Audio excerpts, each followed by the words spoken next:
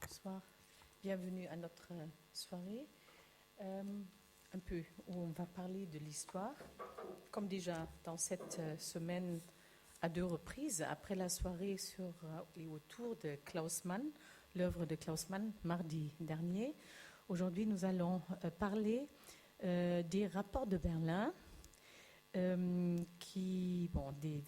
textes qui ont été publiés, qui ont été envoyés diplomatiques par André-François Poncet, qui était ambassadeur de France en Allemagne entre octobre 1931 et novembre 1938, avant d'être ambassadeur ensuite à Rome. Nous avons un grand spécialiste de ces questions sur le podium. Je suis très heureuse d'accueillir, je ne sais pas si la première fois, avec moi en tout cas, la première fois ici, Jean-Marc Dreyfus, historien, spécialiste de la Shoah et des génocides et auteur de nombreux ouvrages, dont Des camps dans Paris, et aussi un titre, c'est-à-dire c'est la thèse d'habilitation qui a été publiée sous le titre « L'impossible réparation, déportés, biens spoliés hors nazis, comptes bloqués, criminels de guerre ». Un livre qui est paru chez Flammarion en 2015. Et Jean-Marc Dreyfus a été historien, il a enseigné à Paris 1 d'abord, et récemment à Manchester. Je pense que vous êtes en année sabbatique de l'université de Manchester, et vous enseignez actuellement à Sciences Po Paris. Un très grand merci d'être venu. Et ça, c'était la bonne proposition que, une fois de plus, que Olivier Guèze m'a fait, et j'ai tout de suite accepté quand on était en train d'établir le programme en début de l'année. Je suis vraiment contente qu'on ait pu organiser cette soirée malgré un contexte très mouvementé où on parle beaucoup d'actualité, mais je pense justement que ça fait du bien de se pencher sur des thèmes historiques et peut-être éventuellement apprendre des leçons de l'histoire. Olivier Guèze, je ne l'ai pas encore présenté, mais il est, je pense, déjà bien connu auprès de notre public. Il est écrivain, auteur de nombreux livres, entre autres aussi L'impossible retour, c'est l'histoire des Juifs en Allemagne. Et il est aussi scénariste. Il a écrit le scénario pour le film Fritz Bauer, un héros allemand, qui a été d'ailleurs primé, je pense 3 fois. Et en même temps, aussi journaliste. Actuellement, vous travaillez beaucoup pour Le Point, et vous êtes en train de parcourir l'Europe surtout de l'Est. Je ne sais pas si on le dit toujours ou si on dit plutôt l'Europe centrale. Oui, moi j'ai plutôt l'Europe centrale et orientale. L'Europe centrale et orientale, oui. Et comme ça, vous publiez ce qui est intéressant, les rapports de voyage que vous avez là récemment fait pour rentrer un voyage de la Roumanie, de la Hongrie et de Vienne. Oui. Et avant, il y avait d'autres étapes. Et ça, c'est un peu une parallèle peut-être à ce que fait Navid Kamani pour le Spiegel. En tout cas, on a je pense, d'abord une conférence, sans doute mini-conférence peut-être de Jean-Marc Dreyfus devant nous, mais je pense que ça sera alterné par des questions, et je suis sûre que ça sera une soirée très intéressante pour tout le monde. Merci d'être venu.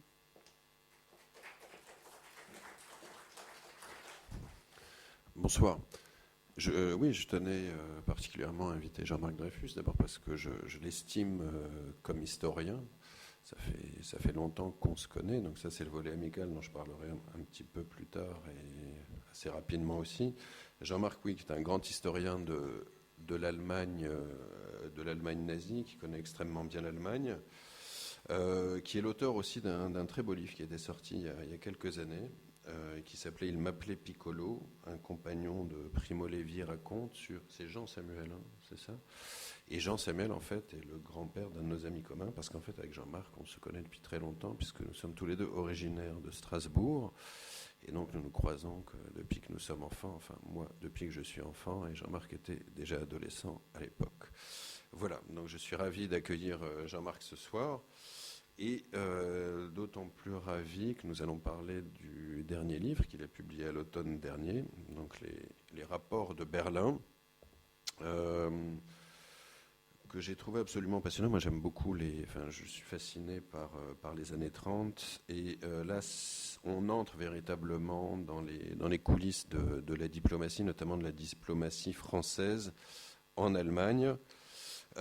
Puisque ces rapports de Berlin, ce sont les rapports que n'a cessé d'envoyer André-François Poncelet, lorsqu'il était ambassadeur de France à Berlin entre 1931, donc avant l'arrivée d'Hitler au pouvoir, à la fin de la République de Weimar, jusqu'en fin 1938, donc peu après en tout cas au lendemain de la nuit de cristal. Donc pendant toutes ces années, André-François Poncelet ne cessera,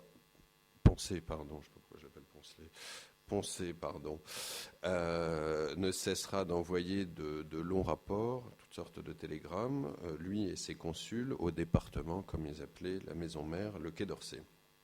Donc Poncelet fut un observateur privilégié d'une époque dramatique et fascinante, la fin de la République de Weimar et les débuts de la dictature hitlérienne. Alors pour commencer, Jean-Marc, j'aimerais que tu nous présentes ce haut diplomate, cet André-François Poncelet. Qui est-il? Qu'a-t-il fait avant d'arriver à Berlin? Connaît-il bien l'Allemagne, entre autres? Tout d'abord, bonsoir.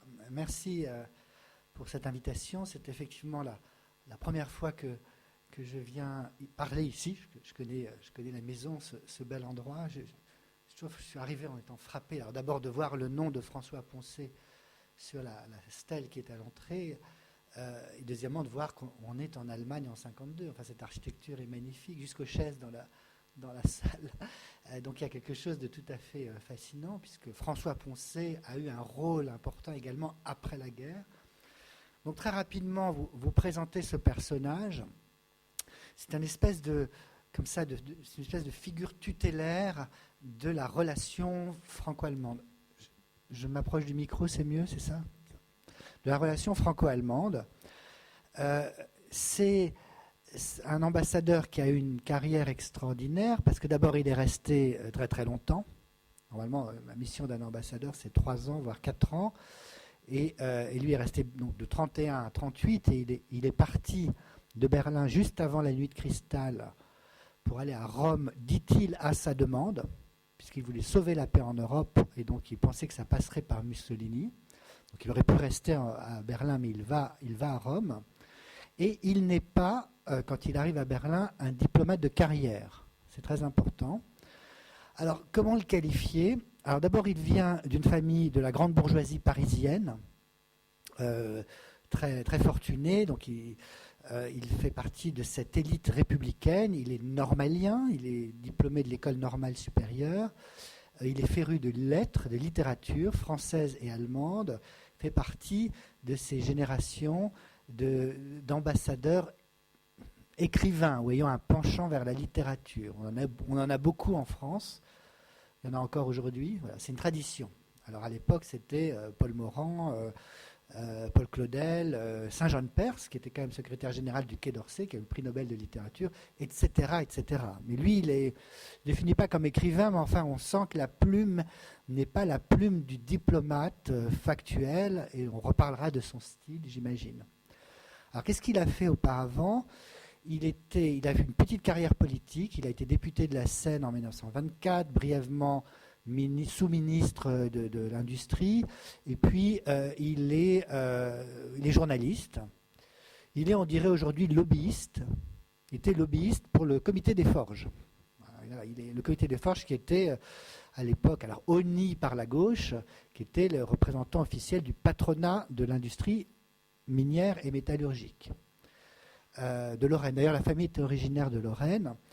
Et il est. Alors déjà, son image est un peu teintée de son passage comme représentant de la grande industrie française. Et puis, il a fait une thèse, il a étudié en Allemagne avant 14. Il a fait une thèse de doctorat sur Goethe, comme tout le monde, si j'ose dire.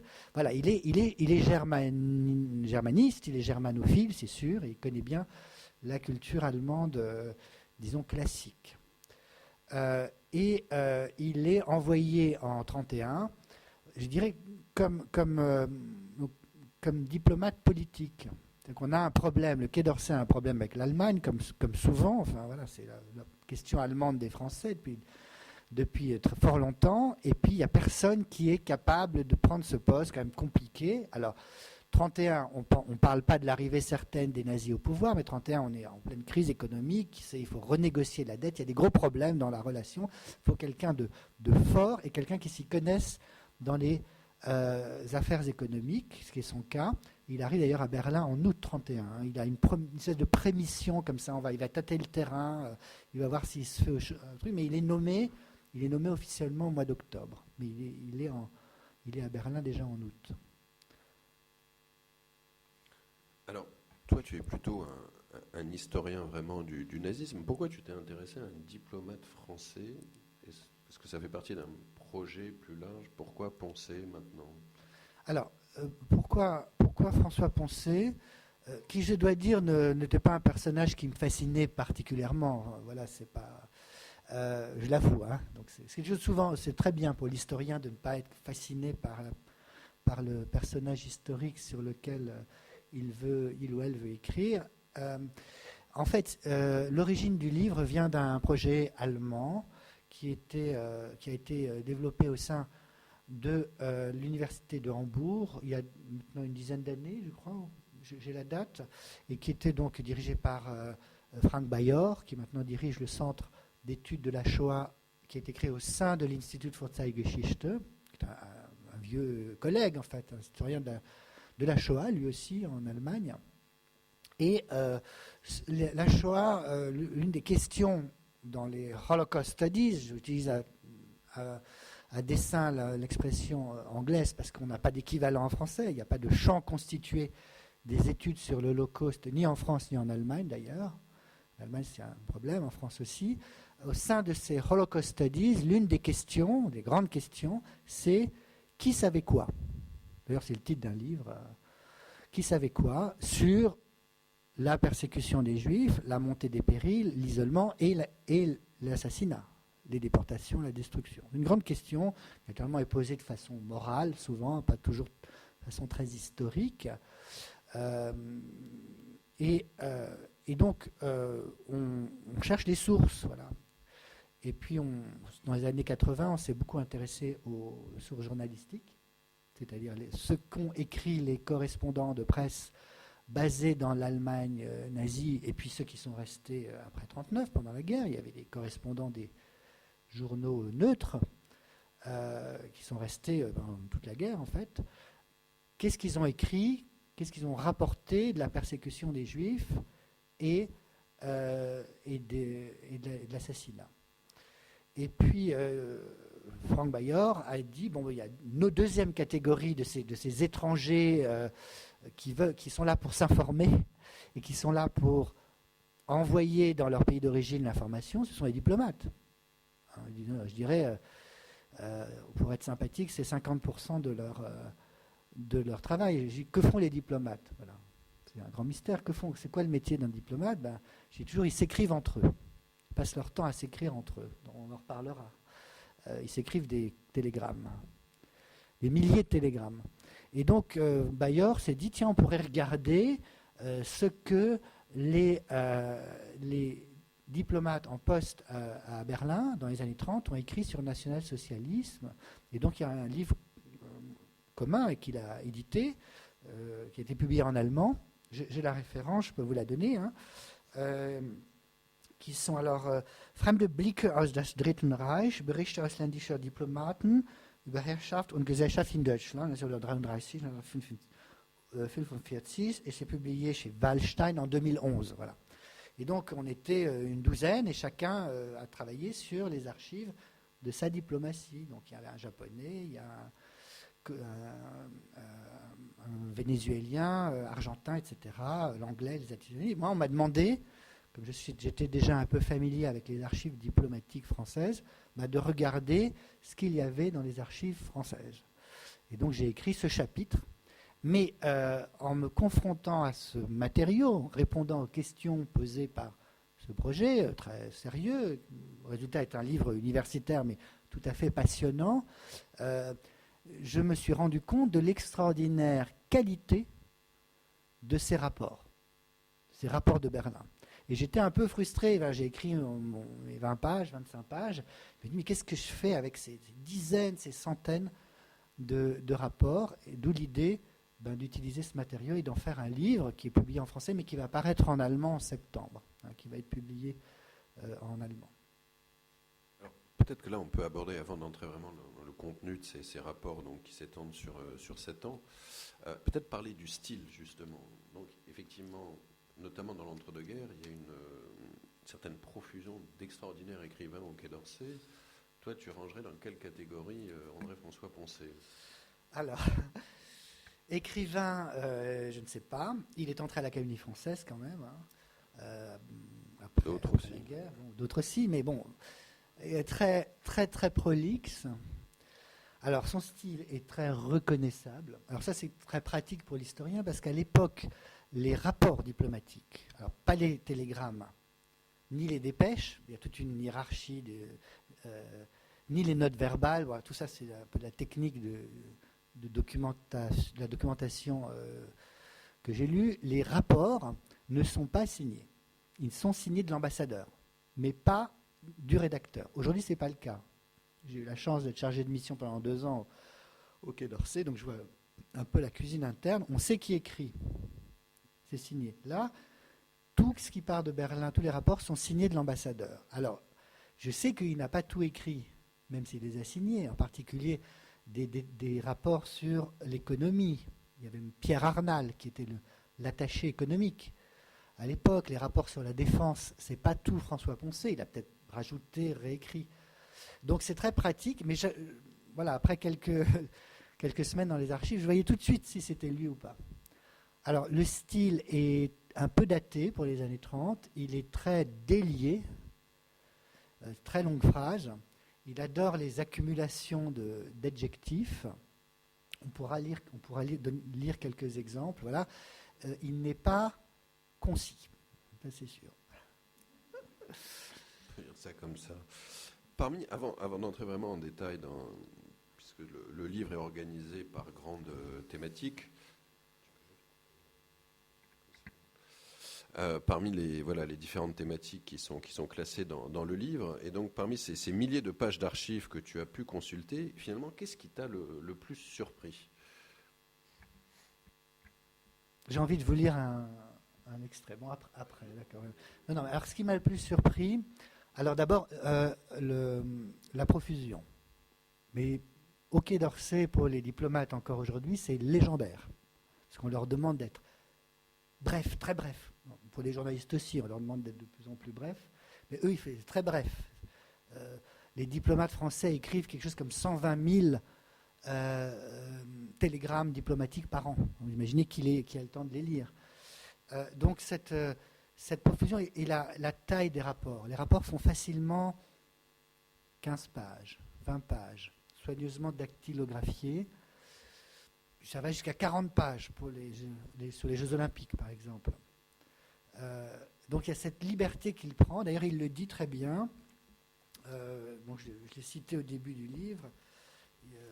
Dans ce livre de 46, dont on reparlera probablement, une correspondance, je l'avoue, fort copieuse, et qui, par sa masse, effarait ses destinataires. C'est comme ça qu'il qualifie dans ses mémoires de 46 cette correspondance. Donc, la taille. Il se justifie en disant ce que je vis en Allemagne, ce que je vois en Allemagne, ce que vit l'Allemagne dès 1931 est extraordinaire. C'est un moment historique extraordinaire. Donc déjà cette lucidité. C'est pas juste les troupes comme il y en a en Roumanie, voilà, comme il y en a eu en 1920, comme il y en voilà, c'est pas la Commune de Paris. C'est extraordinaire. C'est l'émergence d'un nouveau régime. On ne sait pas où ça va aller. Il y a une part de fascination, la fascination de l'horreur en fait.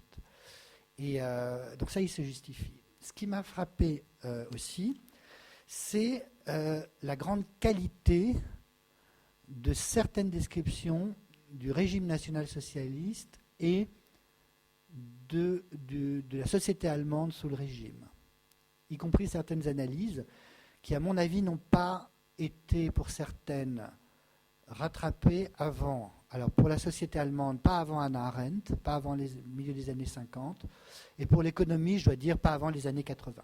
Pas avant que mes collègues reprennent toute la question de l'économie nazie. C'est remarquable. Donc ça m'a vraiment frappé. Mais il n'a pas tout vu. Il y a des tas de choses qui manquent. En particulier, alors l'exemple que je donne, il est obsédé par la SA. Alors il y a la SA, mais ça, il voit la mobilisation, la terreur, la mobilisation par ces milices, mais il ne voit pas la SS. C'est curieux. Il ne voit pas le rôle central des camps de concentration, même s'il y a des tas de dépêches sur les camps de concentration. D'ailleurs, il y a une visite officielle pour les diplomates. On leur fait visiter Dachau en 1935. Et alors, il n'y va pas lui-même, mais il envoie quelqu'un. Mais alors, il y a beaucoup de choses qu'il voit que d'autres n'ont pas vues. Des analyses très pertinentes sur l'idéologie aussi. Je trouve qu'il est assez fort, l'importance de l'idéologie. Et il y a d'autres choses qu'il ne voit pas. Donc c'est pas le génie parfait qui a tout compris. Après, on peut se poser la question de ce qui fait de ce savoir. Je pense que tu me la poseras. On va poser la question. Et toi, en tant qu'historien, bon, la Shoah ne commence pas évidemment en 1938, mais toi, en tant qu'historien du nazi, est-ce que tu as découvert des choses dans cette correspondance entre Poncet et Lequet que tu ignorais véritablement sur l'Allemagne des années 30 ? Alors non, je n'ai pas découvert des choses que j'ignorais. Ce que j'ai découvert, il y a quand même beaucoup d'anecdotes. Souvent c'est très concret, il y a souvent des histoires qui sont rapportées. Ça aussi c'est exceptionnel dans son style. C'est pas normalement... pas un journaliste, les diplomates ne sont pas là, mais lui, il aime les anecdotes, des propos, il rapporte des rumeurs, par exemple.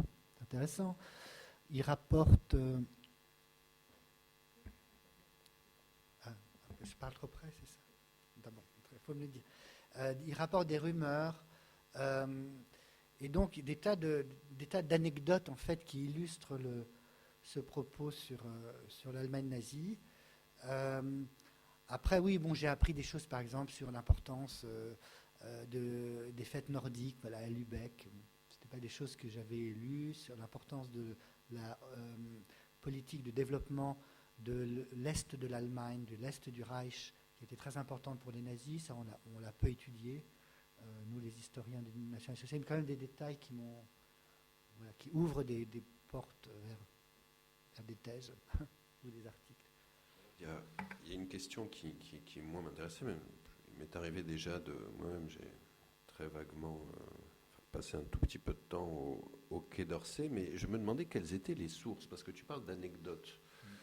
Il y a effectivement, là, c'est vraiment, je sais quoi, c'est un 10e, un 20e, un 50e, un 100e de toutes les archives, de tous les rapports, ou un millième, un millionième. Alors voilà, donc je veux préciser la taille. Vous verrez quand même que l'exploit, c'est d'avoir fait ce petit livre. Et mon éditrice me dit pas trop gros, pas trop gros, pas trop gros. Je t'en prie. Il écrivait 1500 rapports par an. 1000 par an. Rapports diplomatiques. Ça ne comprend pas les télégrammes, ça ne comprend pas les dépêches, et ça ne comprend pas les rapports des consulats, qui étaient nombreux. Donc le rapport, je vous dis, c'est au moins 10 pages. Faites le calcul. D'octobre 30... Voilà, faites le calcul. Ce sont des volumes très bien conservés. Alors, tout est très bien conservé, on pourra en parler. C'est magnifiquement conservé. Tout est là. Et ce sont des volumes reliés. Donc vous voyez, c'est pas un millième, c'est moins qu'un millième, quoi. Il se répétait quand même souvent. Voilà. Alors les sources. Alors, non, il y a les sources, et dans l'introduction du livre, tu dis qu'en fait, tu as pris un volume sur 3. Oui. C'est moi-même, en tant que historien, je n'ai pas pu tout lire. Vous imaginez le nombre de volumes que ça fait, parce que j'ai voulu aussi voir ce qu'il y avait dans les rapports des consulats, les télégrammes, etc. Donc j'ai décidé de lire un volume sur 3, je l'avoue, mais également de rechercher des rapports sur certains événements. Par exemple, il faut les Jeux Olympiques, il faut la nuit de cristal, voilà. C'était un peu arbitraire, j'aurais pu compter, je veux des rapports sur l'économie, etc. Alors, les sources. C'est compliqué, parce qu'elles ne sont pas citées. Les diplomates, c'est comme les journalistes, ils ont le droit de ne pas citer leurs sources. Contrairement aux historiens. Elles ne se sont pas citées, mais ce qu'on voit bien, c'est d'abord, il est au centre du milieu diplomatique berlinois. Et ça, on l'a montré dans le volume, puisque les gens qui travaillaient sur l'ambassade du Japon, l'ambassade de Suisse, nous disaient les ambassadeurs étrangers se référaient à François Poncet. Il est au centre de la vie sociale, mondaine, politique, diplomatique à Berlin, de par son entre-gens. Donc il y a déjà les discussions il a un dîner mensuel avec les ambassadeurs alliés de la France. Ensuite, la presse. Alors, la lecture de la presse, les rapports de presse, ça, c'est une innovation du début des années 30 dans la diplomatie française qui est en phase de modernisation. L'utilisation des télégrammes bénéficie de ça en plein. Lecture de la presse allemande. Ensuite, et ça c'est remarquable, il envoie ces hommes de l'ambassade sur le terrain. Et ça, on le voit, il dit, j'ai envoyé un de mes attachés, un des diplomates, un secrétaire, assister au meeting national-socialiste, assister à l'arrivée de la flamme olympique à Berlin, voilà. Assister à tel événement à l'Est qui présente le service du travail en Prusse orientale, par exemple. Ensuite, vous voyez, il est très complet, il a ses informateurs. Donc pour certains, il y a le nom, on a le nom, donc on sait qui c'est. Ils sont des visiteurs familiers de l'ambassade. C'est toujours le cas, dans l'ambassade, il y a des gens qui viennent, des contacts, qui sont des Allemands. Et souvent, ça m'a intéressé, ça intéressera Olivier, des Alsaciens. Alors des Alsaciens qui sont soit des travailleurs qui se sont embauchés en Allemagne, soit ces Alsaciens qui ont été expulsés en 1918, 19 et 20 par la République française, parce qu'ils n'étaient pas suffisamment français, donc, qui gardent un sentimentalisme vis-à-vis de la France. Donc il y a des ouvriers allemands, donc il y a des remarquables, des ouvriers allemands qui passent à l'ambassade et qui racontent leur vie quotidienne. Et en 36, 37, et il dit, mais contrairement à la propagande du régime, moi on a du mal à s'en sortir. Le niveau de vie n'a pas augmenté pour les ouvriers. Donc il a quand même des sources tout à fait étonnantes. Ensuite, il a des sources illégales, puisqu'il se procure la presse clandestine. Peut-être pas de façon systématique, mais il a des bulletins, d'ailleurs, qu'il analyse. On a des très beaux textes sur les bulletins du clandestin du Parti communiste allemand. Je peux continuer comme ça. Mais ce qu'on voit, c'est que les sources se raréfient à partir de 35-36. On voit le totalitarisme arriver. On voit que la qualité de l'information, comme ça, sur le terrain est moins bonne. C'est la terreur. Les Allemands ne parlent plus. La presse est complètement muselée. Alors, il va à Francfort je ne l'ai pas mis je ne peux pas tout mettre, mais il y a un très très beau rapport il va rencontrer les journalistes de la Frankfurter Zeitung à l'époque, qui était le journal libéral, où il y a une toute petite marge de liberté qui est accordée par rapport à la presse. Il le dit, tout ça c'est très passionnant. Et puis il y a des lettres anonymes qui sont reçues à l'ambassade, de juifs aussi en particulier. Aidez-nous, comprenez ce que nous vivons. Voilà, tout ça fait des sources très variées. En t'écoutant, je me demande, par exemple, ces homologues, les ambassadeurs de France dans les deux autres régimes totalitaires, en URSS et dans l'Italie fasciste, est-ce que tu as pu regarder, ou est-ce que tu sais si les ambassadeurs faisaient un tel travail, rassemblaient autant d'informations, ou est-ce que ce qu'a fait Poncet en Allemagne a vraiment été unique à cette époque-là? C'est unique. Je n'ai pas de comparaison, il faudrait le faire, mais il faut dire que c'est vraiment unique. Peut-être parce qu'il n'était pas diplomate de carrière. Il n'est pas passé par le moule, par les écoles, par le fameux concours d'Orient où on apprend à rédiger une note dans un style quand même très reconnaissable. C'est vraiment unique et c'est une espèce de mythe au Quai d'Orsay, de ce qu'il faudrait faire mais qu'on ne peut pas faire. Est-ce que tu veux peut-être nous lire un premier extrait justement, à la fois sur ce style, sur et la façon dont il observait l'Allemagne à l'époque? Alors, description du congrès de Nuremberg de 1935. Un texte qui est connu, il y a certains des textes qui ont été utilisés après la guerre. Spectacle grandiose dont toutes les scènes sont agencées suivant un rythme traditionnel, succession hallucinante de tableaux vivants aux proportions gigantesques, déroulement ininterrompu de réunions monstres, de défilés qui sont de véritables fleuves humains, de parades qui mettent sur pied les effectifs d'armées entières, le 7e congrès du Parti national-socialiste, le 3e depuis l'avènement au pouvoir des hitlériens, vient de prendre fin après avoir, pendant 8 jours, tenu toute l'Allemagne en haleine, mis en mouvement des centaines de milliers d'hommes, déclenché vers Nuremberg une véritable migration, amené vers la ville sainte des foules innombrables, mus par un même sentiment et un même désir, voir et entendre l'homme prodigieux qui exerce sur son pays une action magique et qui, après avoir, pendant 14 ans, battu le réveil de la conscience nationale, est devenu non seulement le chef de l'État, le conducteur du peuple, mais encore une sorte de messie de la race germanique. Vous comprenez le côté, voilà, c'est très délié et c'est pas concis. Voilà. Mais ce passage est pas mal quand même. Enfin, il décrit extrêmement bien ce que fut Nuremberg. Dans ton intro aussi, tu dis qu'il a rencontré plusieurs fois Hitler. Oui. Mais dans le livre, je n'ai pas retrouvé de rapport faisant état justement d'une rencontre. C'était des rencontres en tête-à-tête.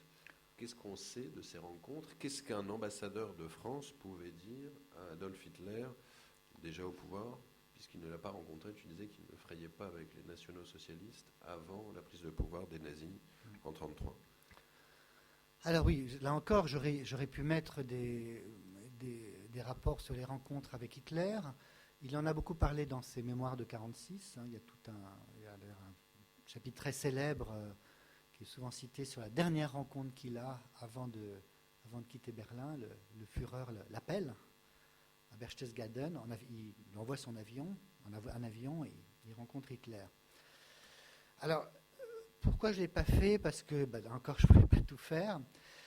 Le rapport le plus intéressant que j'ai trouvé, qui est souvent cité, c'est la première rencontre qu'il fait avec Hitler, et c'est dans l'ambassade d'Italie, où il dit, alors là, vous voyez qu'il n'est pas toujours très, très prescient, il dit c'est un Mussolini de village. Après, on est après janvier 1933, Mussolini de village. Alors pourquoi je ne l'ai pas mis? C'est un scrupule d'historien, parce qu'en fait on a le brouillon, et je ne l'ai pas retrouvé dans les archives, donc je ne sais pas s'il a été envoyé. Voilà, je ne l'ai pas. Je n'ai pas retrouvé. Alors peut-être qu'il est passé en télégramme, et donc les télégrammes ne sont pas reliés systématiquement par rapport... C'est un scrupule d'historien, comme je voulais, des rapports de Berlin qui ont été envoyés à Paris. Alors, sur ces rencontres avec Hitler, on est dans un registre plus ambigu. François Poncet se vantait de voir Hitler en tête-à-tête et de pouvoir lui parler. Hitler l'écoutait. Et donc, François Poncet était quelqu'un qui était très imbu de lui-même. Il y a des tas d'anecdotes, il y a des tas de blagues sur lui qui circulent encore. Ça fait il avait raison. On ne discutait pas. Donc, il pensait pouvoir raisonner Hitler. Bon, après, il n'a pas tellement insisté dans ses mémoires là-dessus, mais il pensait pouvoir raisonner Hitler. Il disait, je les voyais en tête-à-tête, il m'écoutait.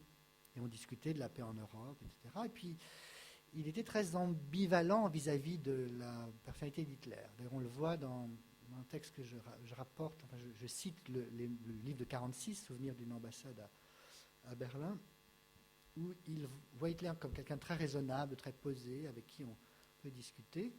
Et puis tout d'un coup, Hitler part dans un délire, une diatribe très violente contre la France.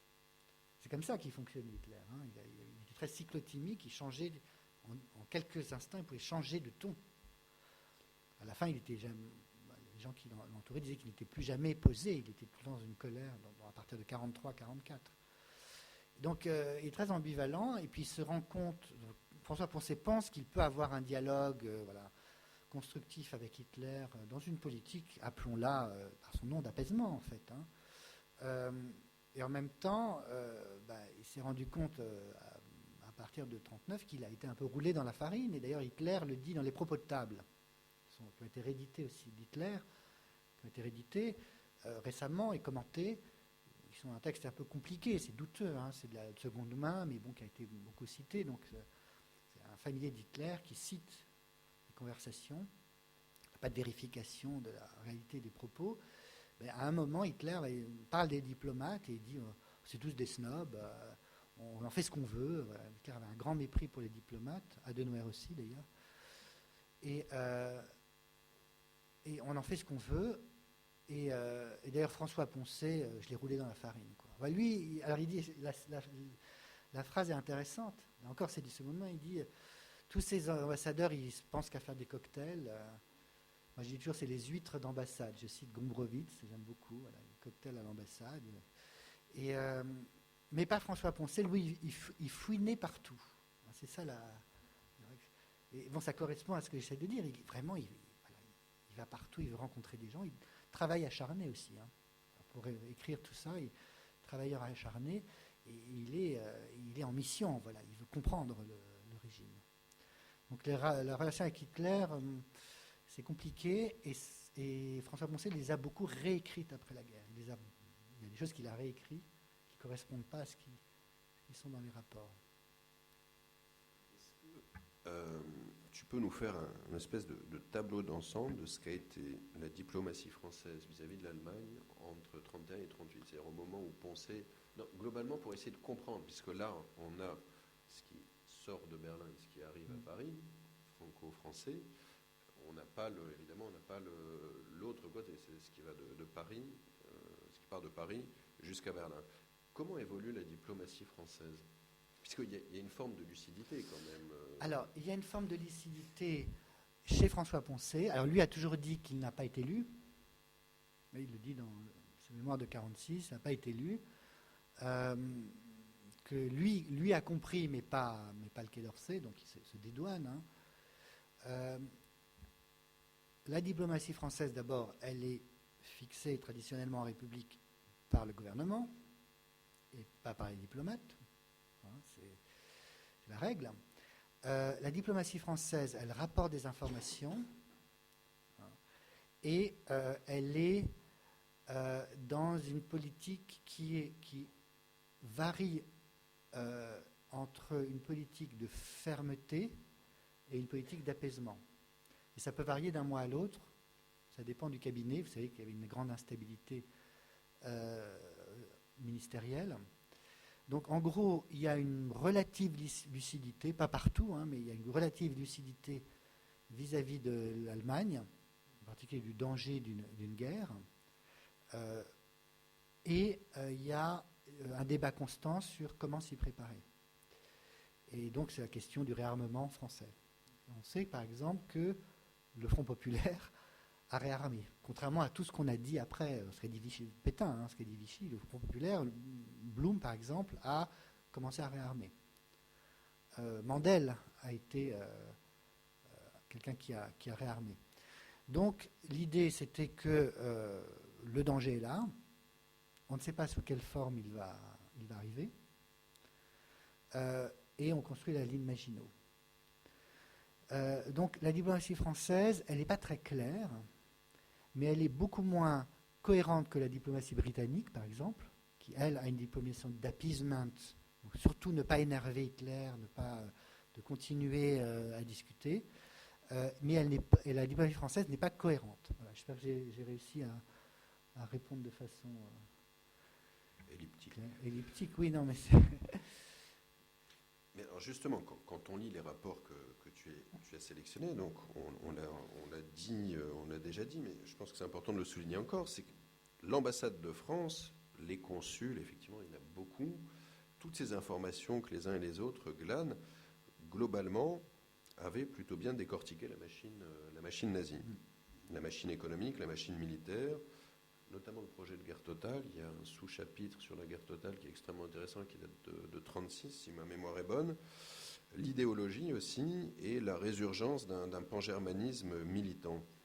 Comment est-ce qu'on peut expliquer l'incurie des dirigeants politiques et militaires français en 1939 et en 1940 quand on a... Alors, bon, incurie des dirigeants militaires, maintenant, bon, les historiens sont quand même assez clairs, l'incurie, c'est l'incurie des militaires. Hein, c'est que la défaite, la débâcle de mai-juin 40, c'est pas parce que les Français ne se sont pas battus. Ça, c'est... Si vous voulez, en gros, les historiens, mes collègues, disent le problème, c'est que Vichy a gagné la mémoire des années 30. C'est-à-dire que le discours de Vichy en disant les Français ne voulaient pas se battre, les Français, l'esprit de jouissance a primé sur l'esprit de sacrifice, on l'a dans les représentations de l'époque. En fait, les historiens, depuis une vingtaine d'années, une trentaine d'années, ont montré que ce n'est pas vrai. En 1938, on se réarme, on travaille. Les syndicats sont là, la guerre est là, il faut se battre. En 1939, on est là, on est prêt. Et au moment de la débâcle, on se bat. Il y a un taux de mortalité parmi les soldats français terrible. C'est plus qu'à Verdun, pendant les 6 semaines de la débâcle. La défaite, elle est due à l'absence de visibilité des militaires pour la nouvelle stratégie militaire, la Blitzkrieg. Les militaires français ne l'ont pas compris, même De Gaulle ne l'a pas compris, contrairement à ce qu'on a pu dire, c'est-à-dire les avions qui bombardent et les chars qui font une percée, la Durchbruch, comme ça, et qui a été utilisée avec succès. D'ailleurs, Hitler lui-même l'a validé au dernier moment. Il disait voilà, c'était risqué. Il disait, voilà, Sedan, vous dégarnissez le front et vous poussez à Sedan. Et ça a marché. Donc l'incurie et la débâcle, elle est due à ça. Elle n'est pas due à l'idée qu'on voulait absolument se coucher devant l'Allemagne. Elle n'est pas due à l'idée qu'on ne voulait pas se battre. Alors, juste encore un mot sur l'incurie. On a le bon diagnostic. En tout cas, François Poncet a le bon diagnostic. Voilà, c'est la guerre. Je voulais peut-être vous lire, je vais essayer de le retrouver. Le passage sur la guerre totale ? Non, le passage sur les Jeux Olympiques, où c'est quand même très très fort. Alors, juste quelques phrases. Accordez-moi quelques instants.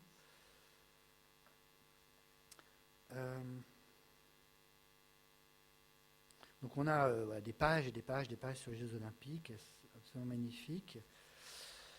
Et donc c'est la cérémonie d'ouverture, c'est un télégramme chiffré du 2 août 1936. J'ai assisté hier aux diverses cérémonies qui ont marqué l'inauguration des Jeux Olympiques de Berlin. Ces fêtes ont eu réellement un caractère grandiose. Voilà, bon, lisez-le, c'est tout à fait extraordinaire. Hein, il termine. 20 000 enfants, jeunes gens et jeunes filles ont présenté un spectacle aussi magnifique que plein de goût et de grâce. Vous voyez, la fascination quand même du régime. Pour finir, 1200 choristes ont chanté l'hymne à la joie de la 9e symphonie de Beethoven. Ceux qui, en l'écoutant, songeaient à la fragilité de la paix du monde ne pouvaient se défendre d'avoir le cœur serré. Intéressant quand même. Hein. Donc, il dit qu'il va y avoir la guerre, il y a le nationalisme, il y a le pangermanisme, il y a l'agressivité, il le dit, c'est la propagande. Ben, qu'est-ce qu'on fait ? Il faut négocier. Il faut Munich. Oui, on va parler de Munich après, parce que ça, c'est vraiment assez fascinant aussi comme épisode. Mais là, quand je te posais la question par rapport aux réactions, que ce soit du quai ou des dirigeants français, tu parles du Front populaire, donc c'est 36, puis après on a parlé de 38, 39. Mais entre 33 et 36, d'après les télégrammes, les rapports plus exactement que j'ai lus, il y a quand même des choses extrêmement précises. C'est-à-dire que cette ambassade comprend quand même à peu près ce qui se met en branle et qui va évidemment s'accélérer à partir de la remilitarisation de la Rhénanie en 1936. Alors, je veux dire, Ouais. la cuisine de l'historien, l'atelier de l'historien, par ça. J'ai les textes, je sais qui les a écrits à peu près, je sais comment ils ont été envoyés, je sais qu'ils sont reçus, je sais qui les reçoit, parce qu'on a le destinataire. Alors, je vais expliquer, voilà, qui est le récipiendaire des... Il y en a plusieurs, souvent. Mais moi, ça s'arrête. Je ne sais pas comment les récipients, c'est-à-dire le bureau Europe ou le bureau Allemagne du Quai d'Orsay, va digérer ça et va le faire monter au niveau du cabinet du ministre. Ou des ministres, hein, ça va. Tu sais combien il y a de ministres des Affaires étrangères entre 31 et 30 Non, je ne les ai pas comptés, mais là encore, la politique, elle est faite par le gouvernement. Il ne faut pas surévaluer l'importance du ministre. L'importance du ministre des Affaires étrangères, encore aujourd'hui, on le voit régulièrement, c'est décidé par le président chez nous, hein, avant le président du Conseil, qui décide de donner la direction de la diplomatie au ministre ou pas. Alors je ne vais pas détailler, mais vous pensez bien, penser aux ministres récents, il y en a qui ont visiblement ont mené une diplomatie, il y en a d'autres qui n'ont mené rien du tout. Les décisions étaient prises à l'Élysée. On a la même chose sous la 4e République. Mais le livre n'est pas là-dessus, en fait. Non, mais... Le livre n'est pas sur le rôle de François Poncet dans la montée des périls ou sur les responsabilités des élites françaises dans, comme tu dis, l'incurie et la défaite. Je pense que c'est un autre livre et je pense qu'il faudrait reprendre tout ça. Il faudrait reprendre ces débats. Voilà, ce sont des questions que je me suis posées en lisant l'ouvrage, puisque voilà, donc là on a les sources qui remontent de Berlin, mais qu'est-ce qu'on en fait? On a simplement, en tout cas pour quelqu'un qui s'intéresse à l'histoire mais qui n'est pas historien comme moi, on a les résultats quelques années plus tard. Mais je me demandais justement comment, lorsqu'on a des diplomates globalement très lucides sur la révolution qui est en cours en Allemagne dans les années 30, comment finalement on a pu sembler ou surpris à la fois par... Parce que l'autre question que je me posais, cette machine idéologique qu'est l'Allemagne nazie, j'ai le sentiment que Poncet, même s'il y a évidemment une forme de fascination pour ce qui est en train de se passer, parce qu'effectivement c'est un phénomène révolutionnaire, historique, mais il y a une lucidité.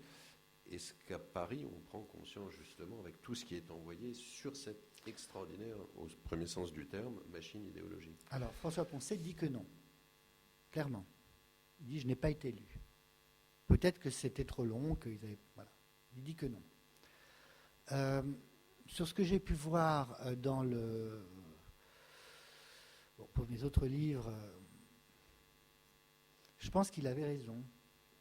Il y avait des gens qui étaient très conscients de la diplomatie, mais la plupart des diplomates ils pensaient à leur carrière. Ils n'avaient pas une vision très large de la situation dans le monde. Et je dirais même que François Poncet était même parfois isolé au sein de ses propres bureaux en Allemagne. Parce que, ce que je l'ai dit, lui est très lucide. Il se trompe parfois, il ne voit pas tout. Mais il y a des consuls qui le sont beaucoup moins. Et parfois, il y a des rapports, alors signés par lui, mais on voit très bien, vous avez compris que ce n'est pas lui qui l'a écrit, et les rapports sont très naïfs. Écrit par numéro 2, je ne sais pas qui l'a écrit, mais les rapports sont très naïfs. Par exemple, il y a un rapport que je cite sur les premières lois permettant les lois qui mènent vers l'eugénisme et donc l'euthanasie en fait. Et il y a une loi sur les contrôles médicaux prénuptiaux. C'est une des premières lois allemandes. Et le rapport là-dessus est très positif. On ne comprend pas où ça va mener, en fait, cette idée de l'hygiène raciale qui est mise en œuvre.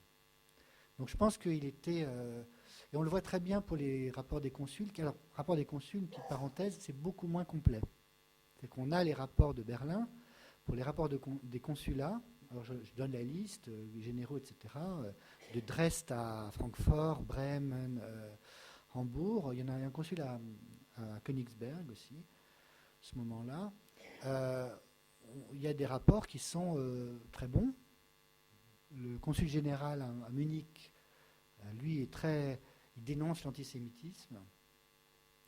D'ailleurs, après la guerre, il va écrire un livre très très rare, très unique à la diplomatie française. Il va écrire un livre après 67 en soutien d'Israël.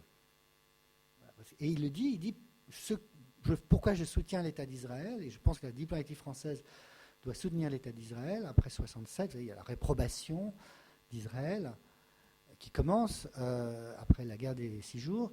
Il dit, mais à cause de ce que j'ai vu dans les rues de Munich dans les années 30. Très clair, c'est Bourdeillette. Donc même d'autres personnes en poste à Berlin ne sont pas aussi lucides. Alors maintenant, parlons de Munich, parce que ces rapports, vous avez tous compris qu'il y a une toute petite partie de ces fameux rapports, télégrammes et autres, dépêches, donc chroniquent les grands et les petits événements des années 30, en gros. Étonnamment, en tout cas, dans le livre, il n'y a rien sur la conférence de Munich qui a lieu en septembre 1938, donc quelques semaines, quelques mois avant son départ, le départ de pensée de Berlin, qui va quand même sceller le sort et de l'Europe centrale et va ouvrir la voie à la Seconde Guerre mondiale. Qu'est-ce que tu as trouvé sur Munich de Berlin, et surtout, quel a été le rôle de Poncet dans la délégation française, dans la préparation et dans le déroulement de cette fameuse conférence de Munich? Alors, pourquoi j'ai pas mis Munich? D'abord parce que j'avais mon éditrice qui m'envoyait des emails en me disant pas trop long, pas trop long. Deuxièmement parce que je trouvais que c'était un tout petit peu à côté de ce que je voulais montrer, c'est-à-dire la description de la société allemande sous le nazisme et du régime, et des organisations de mobilisation de la population. Alors, c'est discutable, tu vas dire peut-être que ça manque, apparemment c'est ce que tu sous-entends, mais voilà, j'assume ce choix. Ce n'est pas un livre sur la relation franco-allemande, sur la montée des périls en Europe, ni sur la diplomatie internationale en Europe dans les années 30. Alors, le rôle de François Poncet à Munich, on ne sait pas, c'est pas très clair.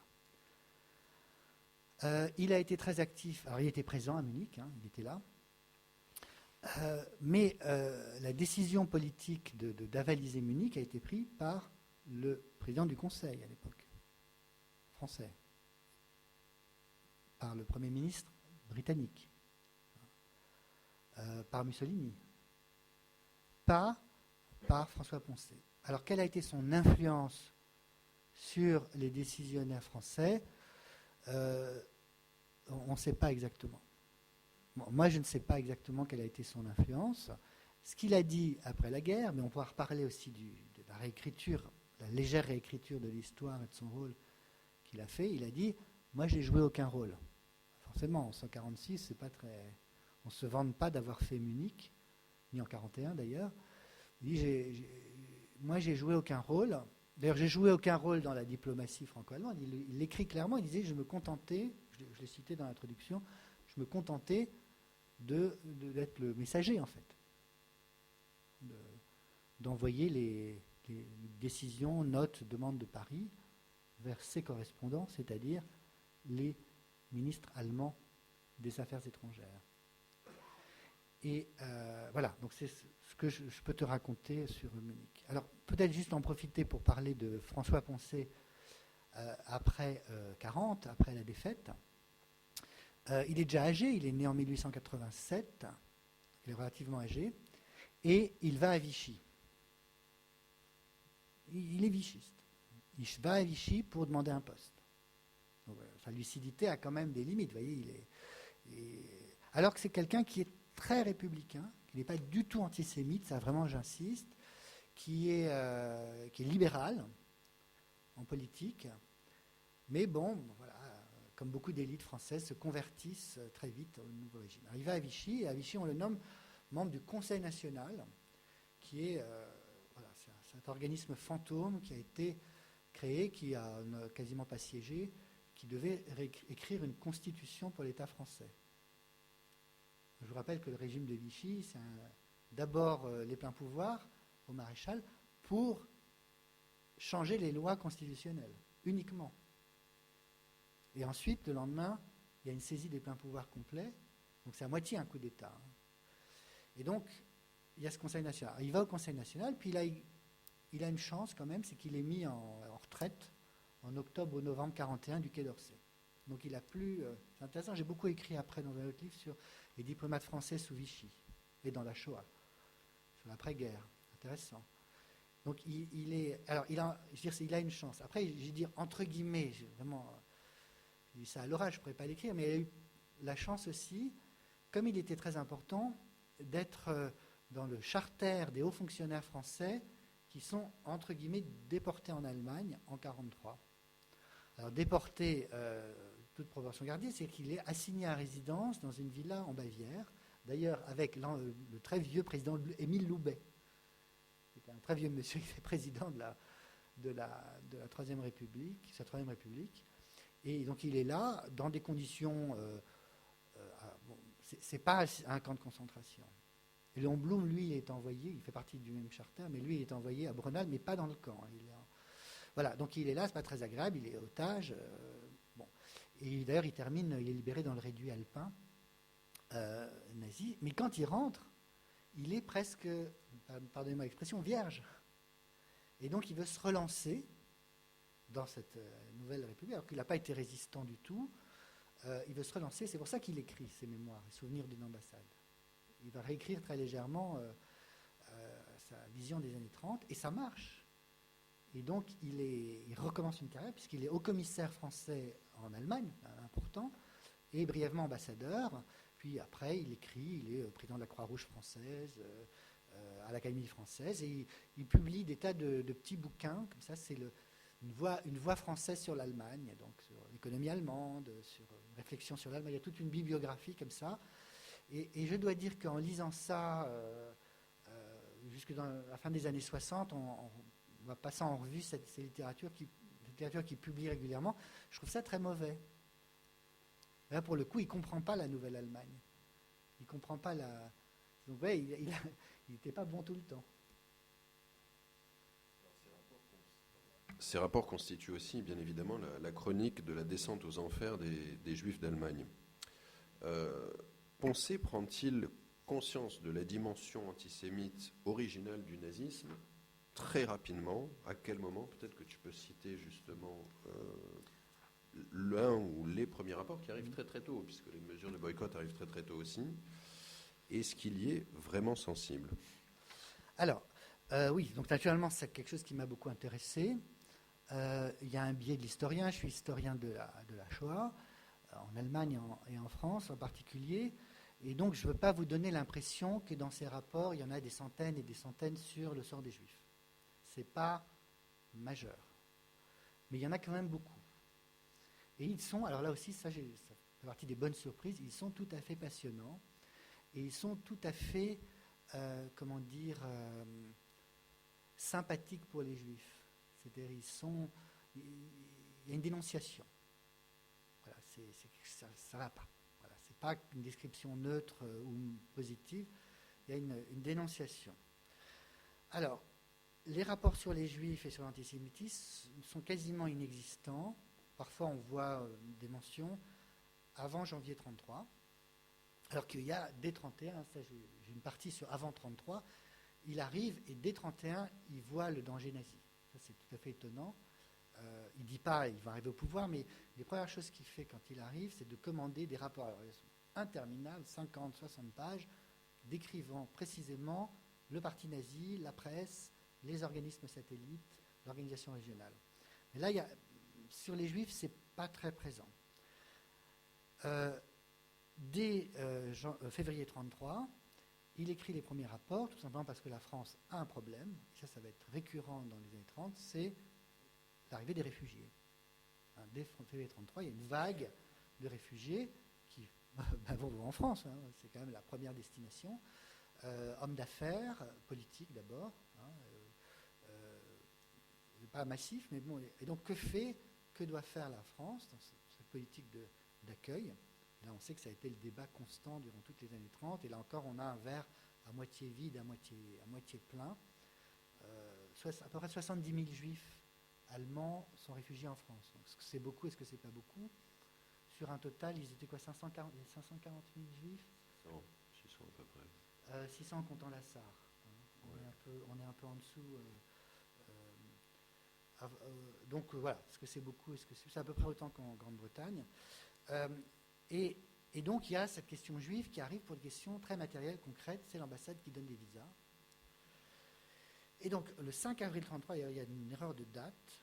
Dans le texte, c'est 5 mars, mais donc 5 avril 1933. Donc on est après la première journée de boycott à moitié raté Et donc on a un long rapport sur l'exclusion des juifs des professions. On est avant la promulgation de la grande loi dite du rétablissement de la fonction publique, qui en fait épure la fonction publique des juifs, des sociodémocrates, donc qui date du 10-11 avril.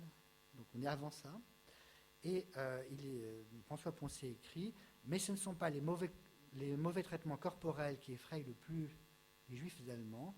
Ceux-ci redoutent beaucoup plus encore la persécution méthodique et perfide qui prive les membres des carrières libérales et même les petits employés de commerce de tous leurs moyens d'existence et qui fait d'eux des citoyens de second ordre, parqués en marge de la communauté allemande dans une sorte de ghetto moral.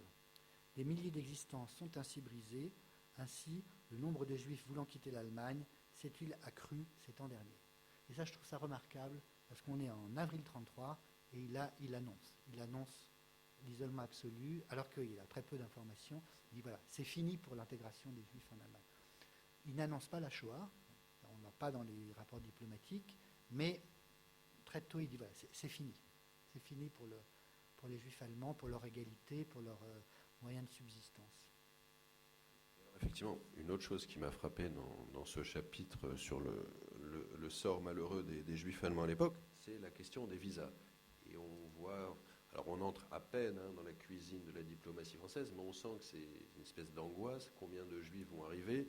On voit qu'il y a différentes catégories. Il y a les hommes d'affaires, il y a ceux qui n'ont pas tellement d'argent, il y a les juifs de l'Est aussi, ceux qui ont été naturalisés récemment allemands entre 18 et 1933, et ce que j'ai découvert, c'est que pour aller en France, ils avaient besoin d'un visa, alors que par exemple pour aller en Grande-Bretagne, en Hollande ou en Suisse, ou dans les pays d'Europe centrale, orientale, voisins, ils n'avaient pas besoin. Pourquoi est-ce qu'il fallait un visa pour la France? Alors, ils ont un visa pour s'y installer. Mais en Angleterre aussi, j'imagine, ils avaient besoin d'un...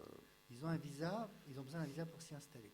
Alors, là encore, je précise, le livre n'est pas là-dessus. Il y a un excellent livre de Vicky Caron, qui a été traduit en français, qui a été publié chez Talendier il y a quelques années, qui s'appelle Uneasy Asylum en anglais, donc l'asile impossible, quelque chose comme ça, qui détaille alors sur toute la politique française vis-à-vis des réfugiés juifs allemands, autrichiens et tchèques. La politique des réfugiés, d'accueil des réfugiés, n'est pas entre les mains du ministère des Affaires étrangères. Elle est entre les mains du ministère de l'Intérieur. D'ailleurs, la création de l'OFPRA dépend du ministère des Affaires étrangères, donc des réfugiés. Ça date de l'après-guerre. C'est 52 ou 53. Il y a un livre auquel j'ai contribué sur l'histoire de l'OFPRA qui va paraître là, au mois de juin. Alors, les diplomates, ils ont un rôle d'exécutant d'une politique qui est décidée à Paris, mais ils ont une marge de manœuvre. Et ça, c'est quelque chose qui nous intéresse beaucoup, puisqu'on a, dans les Holocaust Studies, là encore, pardonnez-moi d'utiliser l'expression anglaise, on a un grand thème qui est le rescue, le sauvetage. Et donc, on a tout un chapitre sur les diplomates qui ont sauvé des Juifs. Comment? En donnant des visas. Donc, on a des chapitres, toute une littérature énorme là-dessus. Mais on n'a pas de Français identifiés, diplomates français identifiés comme ayant voulu explicitement sauver des Juifs en donnant des visas. On n'a pas de grands héros français, je veux dire, qui auraient outrepassé les ordres pour donner plus de visas en France. On n'a pas l'équivalent des Sousa Mendes pour le Portugal, de Sugihara pour le japonais en Lituanie, qui désobéit et qui il signe des visas pour sauver des vies. On n'a pas ça. Par contre, et ça, c'est pas dans les archives diplomatiques de toute façon. Par contre, on a des témoignages, pas mal de témoignages, que certains consuls ont été favorables et ont été, ont donné d'ailleurs un témoignage intéressant qui est celui d'Enel Sixous. Je sais qu'elle parle ici, mais elle a décrit dans un de ses livres, sa mère est allemande, de Dresde, non, ils sont de Osnabrück, mais elle décrit dans un de ses livres que sa mère et sa tante et la grand-mère sont partis parce que le consul de France à Dresde va les voir et leur dit, bon, écoutez, là, franchement, ça suffit, il est temps de partir. Et alors c'est une histoire familiale, une histoire orale, il est temps de partir et signe le visa. Pourquoi? Parce qu'ils sont en contact avec eux et parce qu'une partie de la famille avait vécu en Alsace allemande à l'époque du Reichsland. Vous voyez, on a toutes ces relations interpersonnelles qui font qu'en creusant un peu, on trouvera, à mon avis, beaucoup de cas de consuls qui ont été très favorables et qui ont signé. Pourquoi? Parce que traditionnellement, il y a, alors ça apparaît dans un des rapports que j'ai de Francfort, il y en a beaucoup, il y a traditionnellement dans la diplomatie française des liens particuliers avec les communautés juives. Pas par philosémitisme, enfin il y a une tradition quand même, au XIXe siècle, la France champion d'émancipation. Donc les diplomates français, entre autres, vont un peu protéger les communautés juives qui sont considérées comme souvent des agents de la France. Les juifs parlent souvent français à cause de l'alliance israélite. Enfin, il y a tout un rapport des juifs non français à la France. Et donc il y a... Alors à Berlin, je ne l'ai pas vu. Je ne vois pas de François Poncet dînant avec Max Warburg, qui est le directeur alors c'est pas le Zentralrat, à l'époque c'est le Verband der Juden, etc. Donc d'une des organisations représentatives des Juifs. Je ne le vois pas. Peut-être que ça a eu lieu, mais je ne l'ai pas. Par contre, au niveau des régions, on voit très bien que le consul, il a des relations avec les communautés juives. Souvent, les consuls honoraires, ce n'est pas des diplomates de carrière, mais c'est ceux qui ont le droit de donner les visas, sont des hommes d'affaires, sont des juifs. En Allemagne, il y en a beaucoup. Et puis, on voit très bien, alors, on est en 36, 37, je ne sais plus, le rapport, le 14 juillet au consulat de Francfort, ils disent qu'il n'y a pas grand monde parce que vous voyez, les juifs, ils sortent plus, quoi. Ils sont partis ou ils sortent plus. Et en général, la foule qui viennent, donc les obligés, les représentants, les amis, du 14 juillet à Francfort, mais il y a beaucoup de juifs de Francfort. Et donc on a dû limiter les festivités parce que les juifs ne veulent pas se montrer avec nous, parce qu'ils pourraient être accusés de pactiser, puis il y en a beaucoup qui sont déjà partis. Moi j'avais peut-être une dernière question, c'est justement entre ce que tu as découvert, lu, détricoté avec ces rapports diplomatiques et fameuses mémoires publiées donc dans l'immédiate après-guerre. Qu'est-ce qui change entre ce qui a vraiment été écrit sur le moment et la réécriture de l'histoire, surtout la réécriture de l'histoire immédiatement après la guerre? Alors, ces fameux mémoires dont on a parlé, publiées en 1946, l'introduction, il commence en disant vient de s'ouvrir le procès de Nuremberg. Donc c'est ce mémoire qui n'est pas explicitement un mémoire en défense, mais qui est une manière pour lui de se relancer. D'abord, ce que je vois, c'est qu'il avait probablement une partie des textes que j'ai lus sous les yeux, ce qui est assez fréquent. C'est-à-dire que le diplomate va partir à la retraite, il n'a pas le droit normalement, mais il part avec des brouillons, avec des copies de ses œuvres, en fait, des télégrammes. Ça, c'est assez fréquent. Donc il en a une partie. Donc il y a quelques phrases qui se ressemblent, il y a des expressions. Sur la nature du régime et sur la propagande, ça se ressemble. Sur les dangers de guerre, beaucoup moins.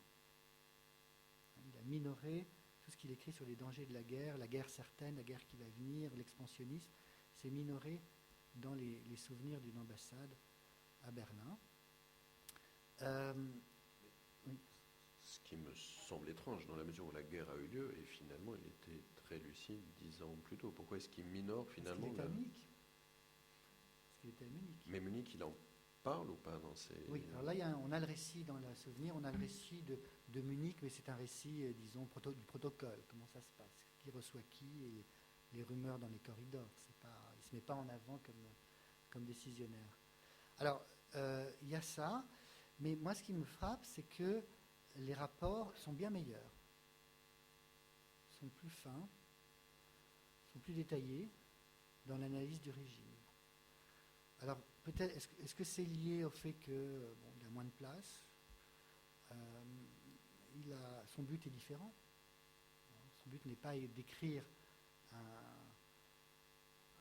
un livre sur le national-socialisme. Il est d'écrire une justification de son travail à Berlin pour recommencer une deuxième carrière. Alors, j'ai juste, pour dire ça sur comment il a évolué, j'ai repris pour préparer cette soirée, j'ai repris un des textes qu'il a écrit. Alors, en 1964, François Poncet préface la réédition du livre de Hugues Trevor-Roper, donc l'historien d'Oxford, mais qui est passé par les services de renseignement britanniques. Je ne sais pas si tu vois, c'est un fameux livre sur les derniers jours d'Hitler. Voilà, c'est le grand livre qui est un livre de commande quand les soviétiques commencent à faire circuler les rumeurs sur qu'Hitler n'est pas mort, pour des raisons que je n'ai jamais compris. Je n'ai jamais compris pourquoi les soviétiques ont fait circuler ces rumeurs qui sont florissantes sur Internet. Ça, regardez un peu, vous verrez ces histoires de Hitler en Amazonie. Mais il y a même un historien que j'ai rencontré en Patagonie qui a commencé à exploiter ce filon il y a 10 ans et qui continue chaque année. Et donc là, je l'ai vu il y a 1 an et des poussières au fin fond de l'Argentine, en Patagonie, et qui me disait qu'il y avait la preuve qu'Hitler était toujours vivant qu'il était mort en 69 et qu'en 71, ses plus proches camarades encore en vie avaient fêté son anniversaire dans un hôtel au Paraguay. Et il vient de sortir un livre, pas plus tard qu'hier, je l'ai vu sur les réseaux sociaux. Voilà, donc tu connais bien l'Amérique du Sud sur ces questions, mais voilà, donc voilà, Elvis Presley. Le livre republié chez Calman Levy en 1964, donc le dernier jour d'Hitler, gros best-seller, toujours très intéressant d'ailleurs. Après, c'est Joachim Fest qui a repris cette thématique.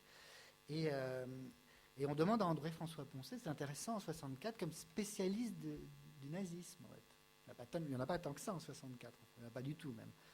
Et alors il termine l'introduction, en terminant son livre, notre auteur, réfléchissant au tyran dont il vient de retracer les ultimes convulsions, se pose les questions auxquelles n'échappe aucun de ceux qui se sont attachés à l'étude de cette étrange figure. On reconnaît son style quand même. Comment cet homme et sa bande ont-ils pu saisir et garder le pouvoir? Donc première question. Et il répond, alors je l'ai noté, je trouve ça très intéressant parce que ce n'est pas ce qui est dans les rapports. La réponse est simple, donc c'est François Poncet qui écrit, pas Trevor Roper. Hitler est apparu dans un temps trouble comme une sorte de messie appelé par les vœux de la foule. Il a été le point de rencontre, la matérialisation des ambitions, des rancunes, des haines, des nostalgies, des rêves anciens, des passions profondes, des préjugés séculaires de millions et de millions d'Allemands. Avant de devenir une cause, il a été un effet, un reflet.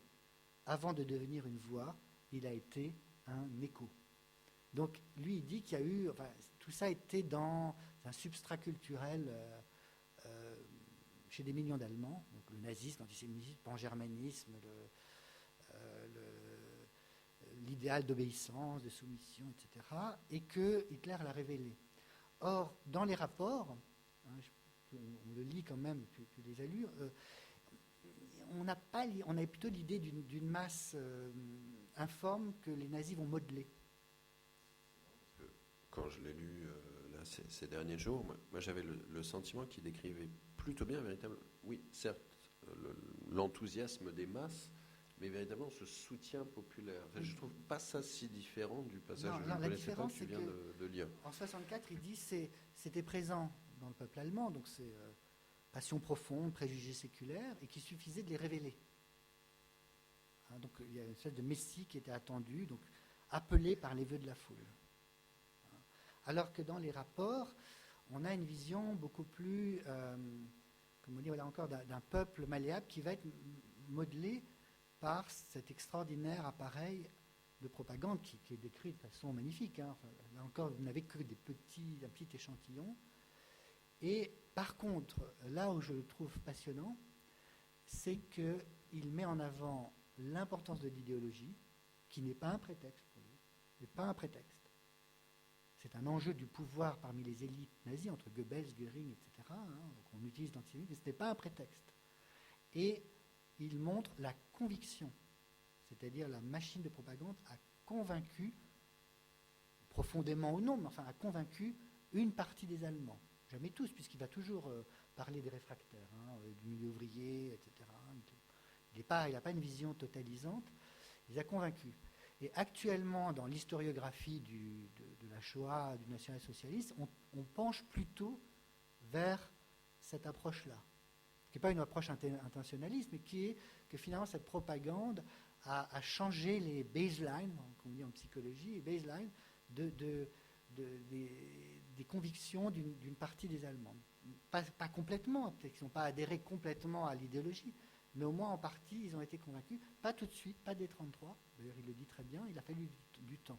Donc l'historiographie, disons, dominante en ce moment est plutôt plutôt qu'une historiographie fonctionnaliste qui est, donc l'idéologie est un prétexte pour la mise en marche du peuple vers d'autres projets, ce que dit Hannah Arendt. Hein.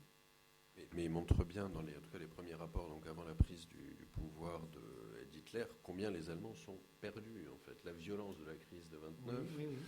Cette espèce d'immense volcan, en fait, qui est en train de, lentement, mais sûrement, on sent que ça va exploser. Et effectivement, ces gens complètement égarés, tout d'un coup, on sent qu'il y a aussi l'envie, quelque part, de se rattacher à une mise en ordre de la société qu'incarne Hitler à ce moment-là.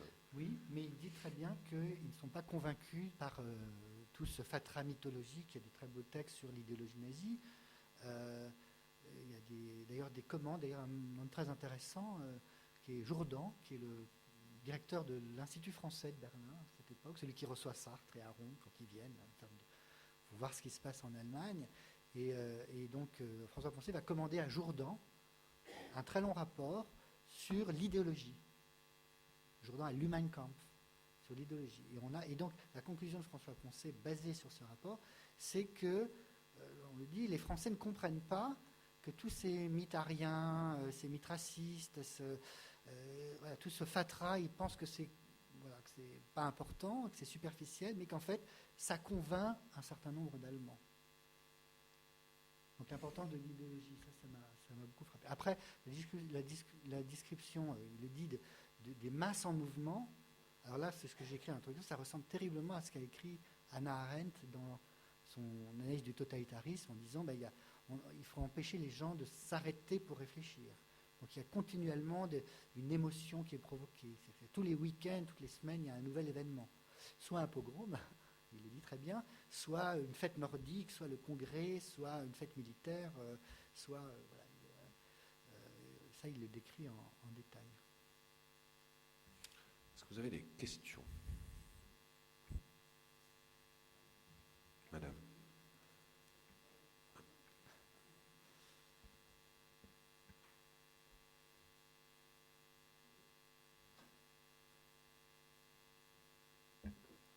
Je voulais savoir, monsieur, si vous avez lu ce livre Dans le jardin de la bête. Bon, alors ça fait froid dans le dos parce que, par rapport à Dodd, qui était angélique, en plus il avait une feuille de route qui était, parce qu'il paraît que les Allemands avaient une dette énorme, alors il ne fallait pas trop froisser. Mm-hmm. En plus, les Américains étaient assez antisémites, etc. Enfin, moi, la question que je voudrais vous poser, c'était, j'ai découvert, mais enfin bon, je ne suis pas historienne, donc ça se passe en 1933, hein, qu'il y a des Américains qui étaient dans la rue en train de faire, il s'est trouvé que c'était des journalistes, en train de faire des courses avec leurs femmes, et il y a eu une parade, et ils n'ont pas fait le salut militaire, et ils ont été tabassés, mais quasiment à mort, et il paraît que Hitler avait fait une loi en disant que les étrangers étaient dispensés. En plus, il y avait la rivalité avec Rome, etc. Et je voulais savoir s'il y a eu des cas similaire en France, si c'est remonté, et en plus ça remontait à Dodd, mais il avait instruction de ne pas remonter à Roosevelt, enfin vous voyez ce que je veux dire. Alors, le livre donc, dont vous parlez, qui a été traduit, je l'ai lu en anglais, j'ai adoré, je trouvais ça très, très, très bien. Tu connais, Olivier? Il est passionnant. On en avait parlé à Washington. D'ailleurs, À Washington déjà. Et voilà, c'est un journaliste. Alors c'est vrai qu'il n'a pas, l'approche un peu ennuyeuse qu'ont les historiens. Voilà, c'est comme un roman. Il dispose de documents que moi que j'ai pas, c'est-à-dire des journaux intimes de proches de Dodd, sur lesquels il se base. Moi, j'ai pas le journal intime de François Poncet. Là. Il n'est pas dans le fond François Poncet non plus. Il y a le fond des papiers François Poncet. Il y a des tas d'anecdotes en fait qui sont. Alors, ça commence comme ça, c'est-à-dire qu'il arrive, Dodd arrive, l'ambassadeur des États-Unis, et il est confronté tout de suite à des problèmes très pratiques. Donc, ce sont ces Américains qui sont dans les rues, qui sont intéressés par les parades nazis, qui font pas le salut nazi, et qui sont immédiatement tabassés par les SA. Et donc, problème diplomatique, il fallait les sortir de prison, il faut protester, etc. En général, on les exfiltre très, très vite, on prend un billet d'avion pour qu'ils s'en aillent très rapidement. Moi, j'ai pas vu ça. J'ai pas vu de cas précis. Moi, j'ai vu d'autres cas qui sont, et très, très nombreux, qui sont des juifs français qui vivent là, des juifs un peu français, encore les Alsaciens sont très importants. Il y a M. Manfred Dreyfus, pas de ma famille, mais enfin qui apparaît là, et qui ont des problèmes avec le régime de deux sortes. D'abord, ils font du trafic de devises. Alors, ce n'est pas du trafic de devises, c'est que tout est bloqué. Donc, ils essayent de sortir leur argent pour préparer leur immigration. C'est compliqué, vous savez, tout ça, j'ai écrit beaucoup là-dessus, sur la loi de la taxe de fuite, etc. Comment partir en emportant un peu de ses biens pour recommencer une nouvelle vie. Et donc, la tentation, c'est de mettre un peu des billets dans une valise et d'essayer de passer la frontière à Strasbourg. Et donc, il y a plein d'exemples comme ça. Oui. Donc, non, pour vous répondre, j'ai pas de cas comme vous l'écrivez. J'ai pas vu, en tout cas, dans ces archives-là, de Français qui font pas le salut et qui se font tabasser. Par contre, alors, voilà. Par contre, le problème constant de l'ambassade à Berlin et des consulats, ce sont des citoyens français qui soit aident les juifs ou essaient de faire passer, ou alors se retrouvent dans des cas de Rassenschande, c'est-à-dire ils ont une petite amie, voilà, c'est-à-dire qu'ils ont un flirt ou des relations avec une femme aryenne, et donc emprisonnés, procès, etc. Et donc là, l'ambassade, en tant que protège ses nationaux, est obligée régulièrement d'aller demander la clémence et surtout d'obtenir une libération pour que ces personnes puissent être expulsées vers la France. Donc là, j'ai donné quelques cas, mais ça, c'est quelque chose qui les oblige.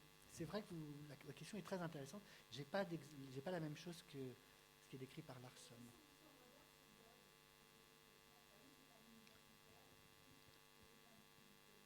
Alors, ils s'entendaient bien. Ils s'entendaient bien aussi avec l'ambassadeur britannique, c'était Phibb, je crois. Donc ils sont plutôt d'accord. Ce sont les alliés de la France. Ils se mettent d'accord, par exemple, pour ne pas aller à Nuremberg. Ils sont invités, donc ils ne veulent pas. Ils disent que très longtemps, ils refusent d'aller. L'invitation d'Hitler d'aller au congrès de Nuremberg en disant c'est le congrès d'un parti politique, ce n'est pas l'État, et donc nous n'avons rien à y faire. Ils envoient des observateurs, mais après ils cèdent, ils y vont à partir de 1936. Donc par contre, on sait qu'ils se voyaient beaucoup, ils se fréquentaient énormément. Alors, la comparaison avec les rapports de Dodd, de Phibb, etc., c'est dans le livre qui est dirigé que j'ai cité, qui est dirigé par Bayor, qui lui montre que François Poncet n'a pas été le seul à être lucide, mais c'est lui qui allait quand même le plus loin dans la description des régimes. C'est-à-dire que les rapports des Américains et des Anglais sont aussi très intéressants. S'il vous plaît, Paul Larnaud, juriste, ma question est un peu une incidente, et un peu en marge. Vous avez fait plusieurs incidentes relatives à la situation économique de l'Allemagne, et je veux savoir, est-ce que François Poncet, qui était un diplomate, il n'était pas économiste, Est-ce qu'il a... il est resté en poste entre 31 et 38. Est-ce qu'il s'est penché sur l'époque de la crise économique, de la genèse de celle de 1929, et alors cette période qui m'intéresse, elle est celle de savoir, est-ce qu'il y a eu une crise économique antérieure en Allemagne ou simultanée à celle de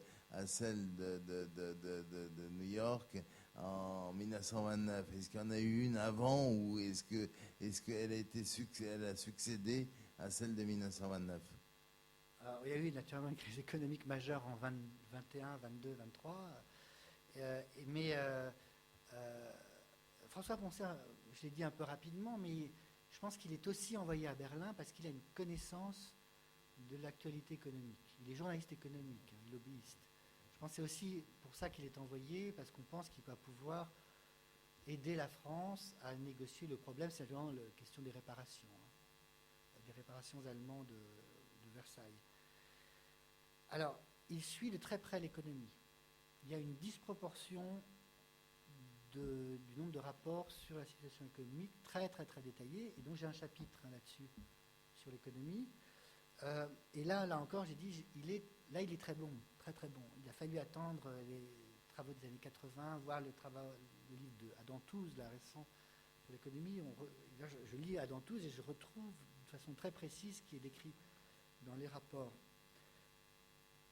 Pour résumer, il n'est pas dupe du miracle économique nazi. Il n'est pas dupe. Alors que beaucoup de gens sont dupes. En France, c'est la baisse du chômage, les grands travaux, les autoroutes, il en parle d'ailleurs des autoroutes, la propagande autour de ça, le développement des provinces de l'Est, de la Prusse, du Mecklembourg, etc. Il n'est pas dupe. J'avais préparé ça, je vais peut-être juste lire, si tu me le permets, 2 phrases. Alors, ils ont un directeur de la Dresde. Moi, je ne sais pas qui c'est d'ailleurs, ça m'intéresserait beaucoup. Je travaille sur les banques, qui vient les voir, il n'est pas cité, donc c'est un des informateurs. Et il dit que voilà, il y a une reprise et qu'on est en 34, fin 34. Et dans la plupart des entreprises, le chiffre d'affaires accuserait une augmentation de 20, 25 à 30% sur celui de l'an dernier. De même, les achats pour Noël avaient marqué une hausse analogue. Sans doute, la situation est loin d'être normale. L'avenir apparaît tout hérissé de difficultés.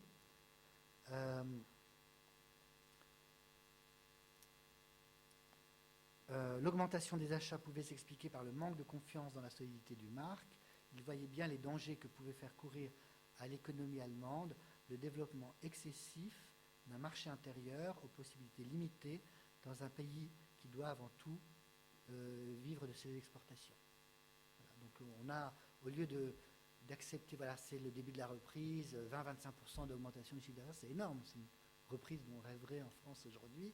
Il dit non, voilà, attendez, il ne faut pas se faire d'illusions, il y a des tas de goulots d'étranglement, en fait, c'est ça le problème de l'économie allemande, qui n'ont été finalement résolus que par la fuite en avant, l'occupation d'une partie de l'Europe et les politiques de préemption nazie.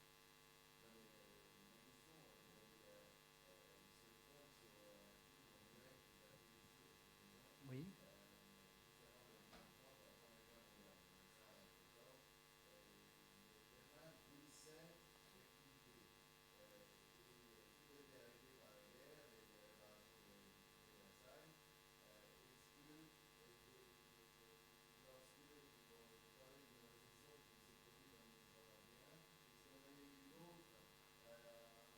Jusqu'en 29, non. On a une période de stabilisation du régime.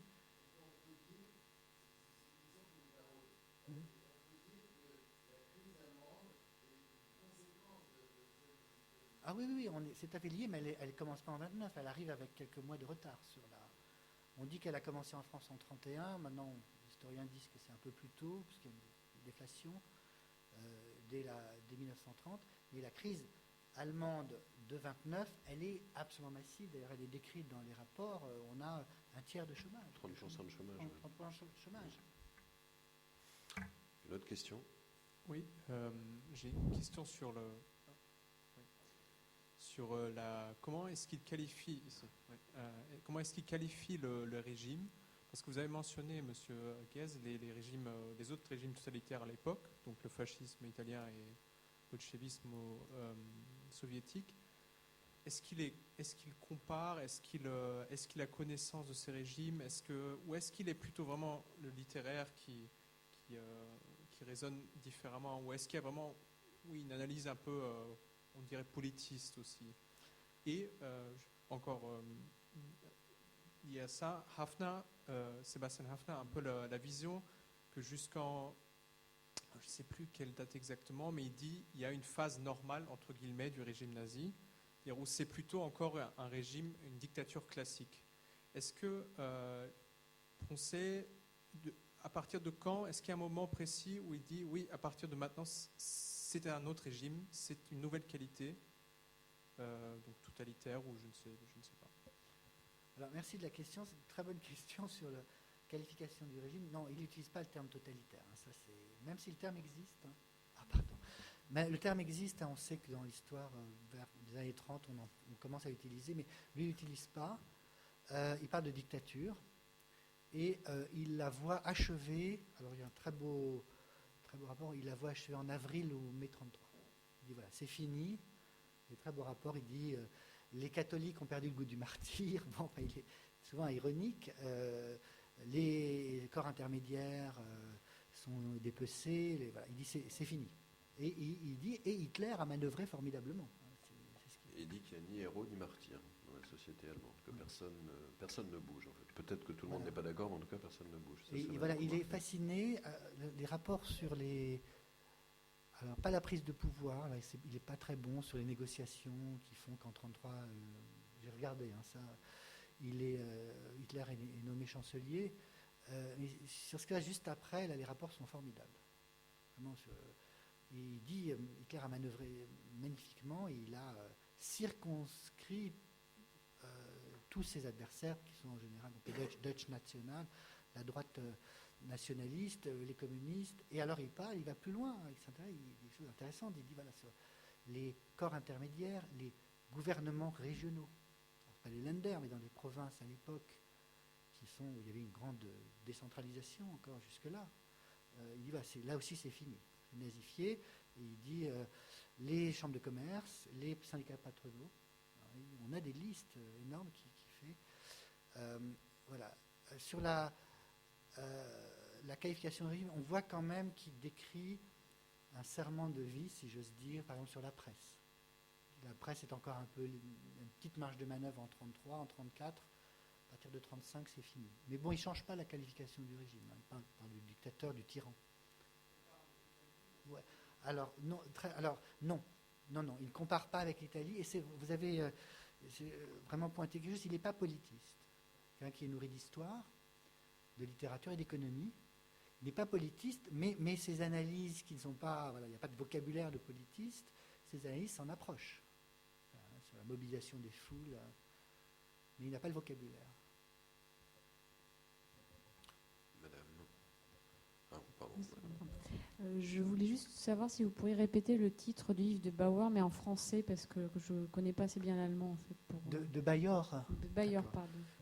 Oui, mais il est en allemand, il n'est pas... Ah, vous savez le traduire en français ou le simplifier?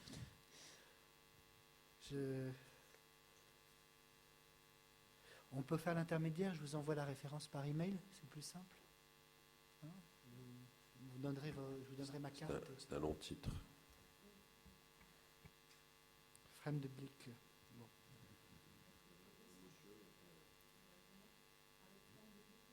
Oui, mais sinon je vous envoie volontiers, je vais vous donner votre email et je vous enverrai la référence. Monsieur et après madame et après. Bonsoir, je suis un ancien diplomate allemand, mais qui a travaillé aussi pendant un certain temps au Quai d'Orsay. Et c'est là-dessus ma question. Est-ce que vous avez pu comparer les rapports de François Poncet avec d'autres rapports des voyageurs en Allemagne, de résidents français, des correspondants français en Allemagne, et avec les commentaires des ambassadeurs de France en Italie, aux États-Unis, à Moscou, etc. Donc moi, quand j'étais au Quai d'Orsay, à une période où ce n'était pas encore le Twitter, etc., simplement, il y avait un ping-pong continuel. Un rapport venait de Moscou et tout de suite, Washington répondait et Berlin ou Bonn, Londres, etc. C'était une affaire continue. Et là, est-ce que vous avez pu comparer ça un peu si François Poncet était plus lucide ou autre? Une deuxième chose où je ne suis pas d'accord avec vous, et c'est le rôle de François Poncet après la guerre. Il a joué un rôle très très important, bien au-delà d'un représentant diplomatique, soit au commissaire ou tout ce que vous voulez dire. Il était ambassadeur donc, à Bonn, et il avait l'accès direct à Adenauer, il a préparé tout ce qui était l'Europe, l'OTAN, etc. Il jouait un rôle bien au-delà, parce que justement c'était la 4e République. Et je voulais savoir, quand vous avez dit que ce n'était plus à la hauteur de François Poncet, vous vouliez dire que ce n'était du point de vue littéraire ou du point de vue politique ou autre? Ce qu'il a fait ensuite après sa retraite, c'était autre chose. Alors, rapidement, donc, la comparaison des rapports d'ambassadeurs à Berlin dans les années 30 est faite dans le livre de Bayor. Donc ça, je vous conseille d'aller voir le livre qui est très, très intéressant. Comparaison avec les autres régimes politiques, non, je ne le vois pas dans les télégrammes, dans le matériau que j'ai utilisé. Sur l'après-guerre, j'ai peut-être pas été très clair, mais en fait, j'ai jamais dit que François Poncet n'a eu un rôle mineur dans la relation franco-allemande après la guerre. Au contraire, je suis tout à fait conscient qu'il a été un moteur. Il a eu un rôle très très important dans la réconciliation franco-allemande, dans la Westintegration. D'ailleurs, les rapports de François Poncet comme haut-commissaire sont publiés. Hein. Vous savez, enfin, pas complètement, mais enfin, on a une très belle édition de Manfred Bock, je crois, très belle édition déjà ancienne de ces rapports. Voilà, je dirais, le pendant, c'est ça, hein, ces rapports. Mais on a les rapports du haut-commissaire. Non, il a joué un rôle tout à fait fondamental. J'ai beaucoup lu ces rapports, mais pour autre chose. Là, pour la diplomatie des réparations, hein, c'est mon livre L'impossible réparation. Vous verrez que je cite très, très, très longuement François Poncet. Là où j'ai dit qu'il était moins bon, c'est en citant l'introduction de 64 au livre de Trevor Roper et sur ce qu'il a écrit sur l'Allemagne dans les années 60. Je ne sais pas si vous les avez lus, j'ai une petite liste là, tous ces... Oui. Non, mais je parle de ces livres, je ne parle pas des rapports. Je parle de ces livres sur l'Allemagne. C'était un publiciste, voilà, qui régulièrement publiait. Alors, je n'ai pas tout, mais il a une bibliographie. Hein, et là, je trouve qu'il est moins bon, vraiment. En tout cas, en tant que publiciste. Il est très âgé aussi, déjà. Quand même. Il est très âgé. Voilà, moi, ça me tombe des mains, quoi. Même sur l'Allemagne, début des années 60, il est moins bon. Alors, sur le ping-pong, merci d'avoir posé la question. Oui, j'ai aussi travaillé avec un petit chargé de mission au Quai d'Orsay. C'est vrai que ce qui est frappant aujourd'hui par la voie électronique, c'est qu'on a ces rapports, et surtout les rapports sont diffusés à de très nombreux destinataires. Vous avez toute la liste, et il y a toute une stratégie de diffusion du rapport pour essayer d'attirer l'attention. C'est une stratégie de carrière, hein, pour montrer qu'on est là. Et on voit très bien que tel rapport, souvent d'ailleurs assez anodin, va être envoyé à 15 postes diplomatiques. Parce qu'aujourd'hui, c'est très très facile. À l'époque, ça l'était moins, même s'il y avait déjà des envois par télégramme, pas tous, pas les rapports passaient par la valise, et les destinataires, c'était toujours 2, voire 3 postes. C'était toujours direction Europe. Dès que ça parlait de la culture, c'était le fameux service des œuvres, hein, l'ancêtre du réseau, qui était dirigé à l'époque par Jean Marx, qui était le seul d'ailleurs diplomate de rang juif en France. Il n'y en avait pas en Allemagne, hein, des diplomates de rang. C'était impossible pour un juif de faire carrière dans la diplomatie, sauf s'il était converti. J'ai beaucoup écrit là-dessus. Hein, et parfois, le rapport était aussi envoyé à la représentation française à Genève, à la Société des Nations. C'est tout. Donc on n'a pas ce jeu complexe que vous décrivez de ping-pong, de retour. Mais c'est lié aux moyens techniques. Madame. Oui. Alors, moi, j'avais une question à vous poser, une question qui me travaille depuis un certain temps, mais sur laquelle je n'ai jamais pu lire quelque chose. C'est-à-dire, j'ai grandi dans cette Allemagne de l'après-guerre et dans un immeuble où habitaient que des cadres de la BASF, si vous voulez. Et on était 6 familles. Et après, il y a un autre immeuble avec 6 familles. Et dans ces 6 familles, moi, j'ai un vague souvenir, enfant, il y avait 2 familles qui ont été, par un procès de dénazification, les hommes étaient dans les SA et ils ont dû travailler comme ouvriers, faire les 3-8, c'était les 3-12 à la BASF, à la place du travail 8 heures par jour comme des cadres supérieurs, si vous voulez. Et je me suis toujours demandé qu'est-ce qui a fait que ces deux-là, ils étaient dans la SA.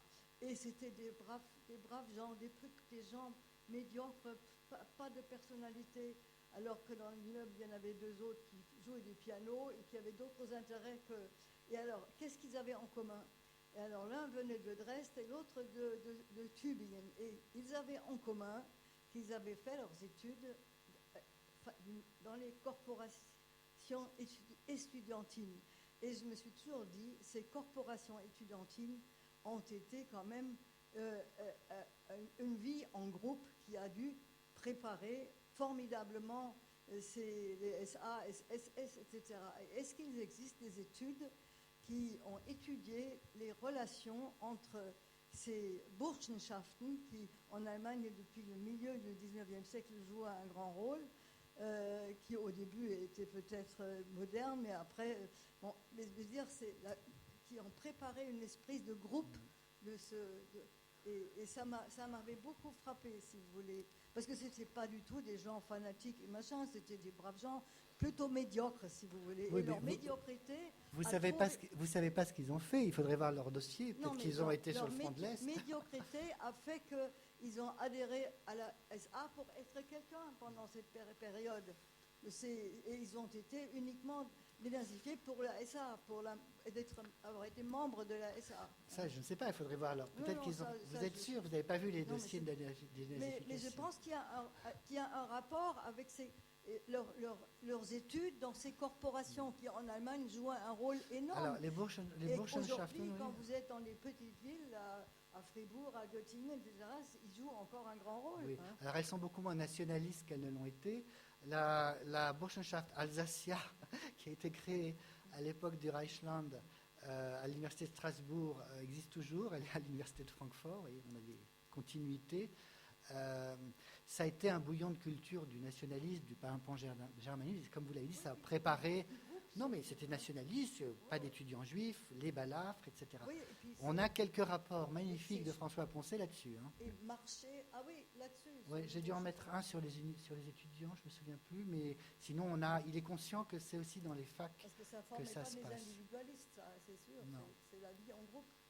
Sur l'épuration allemande et sur la difficile épuration de la société allemande, on a quand même beaucoup de recherches maintenant. Non, mais ça mais je veux dire, c'est les relations entre les Burschenschaften et les membres des partis nazis fanatiques, parce que c'est des gens qui étaient qui n'avaient pas aucun individualisme intellectuel, si vous voulez, et qui se trouvaient une identité à travers le groupe. Mais les Burschenschaften, c'était pas les paumés. C'était souvent une élite, c'était des aristocrates, oui. Il y en avait plusieurs, mais c'était... Là, c'est des gens qui ont fait des études, c'est des cadres. Hein, mais c'est pas des individus, c'était pas des gens qui lisaient beaucoup de livres, ou qui étaient des peintres, ou des artistes, ou des musiciens. Dans le même immeuble, il y avait 2 pianistes, mais ceux-là, ils n'étaient pas dans les SA, etc. Ils avaient de quoi occuper leur temps libre autrement. Donc c'était des gens... moyens, des braves gens, mais pas méchants. Mais je me demandais toujours, est-ce qu'on a fait des statistiques sur les Burschenschaften? Est-ce que les membres des Burschenschaften